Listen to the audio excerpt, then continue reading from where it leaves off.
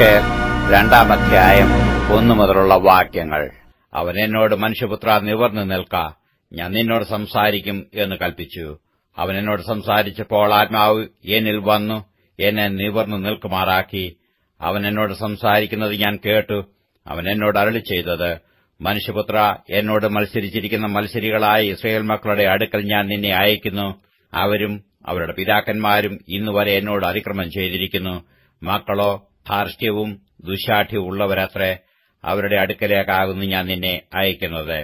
യഹോവയായ കർത്താവ് ഇപ്രകാരം അരുളിച്ചെയ്യുന്നു എന്ന് നീ അവരോട് പറയണം. കേട്ടാലും കേൾക്കാഞ്ഞാലും അവർ മത്സരഗ്രഹമല്ലോ. തങ്ങളുടെ ഇടയിൽ ഒരു പ്രവാചകൻ ഉണ്ടായിരുന്നുവെന്നു അവർ അറിയണം. നീയോ മനുഷ്യപുത്ര, അവരെ പേടിക്കരുത്. പറക്കാരെയും മുള്ളും നിന്റെ അരികെ ഉണ്ടായിരുന്നാലും തേളുകളുടെ ഇടയിൽ നീ പാർത്താലും അവരുടെ വാക്ക് പേടിക്കരുത്. അവർ മത്സരഗ്രഹമല്ലോ. നീ അവരുടെ വാക്ക് പേടിക്കരുത്. അവരുടെ നോട്ടം കണ്ട് ഭ്രമിക്കുകയും അരുത്. അവർ കേട്ടാലും കേൾക്കാഞ്ഞാലും നീ എന്റെ വചനങ്ങളെ അവരോട് പ്രസ്താവിക്കണം. അവർ മഹാമത്സരികളല്ലോ.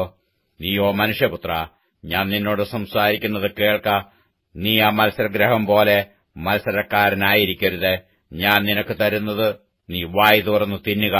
ഞാൻ നോക്കിയപ്പോൾ ഒരു കൈ എങ്കലേക്ക് നീട്ടിയിരിക്കുന്നതും അതിൽ ഒരു പുസ്തകച്ചുരുൾ ഇരിക്കുന്നതും കണ്ടു. അവൻ അതിനെ എന്റെ മുമ്പിൽ വിടർത്തി. അതിൽ അകത്തും പുറത്തും എഴുത്തുണ്ടായിരുന്നു. വിലാപങ്ങളും സങ്കടവും കഷ്ടവും അതിൽ എഴുതിയിരുന്നു.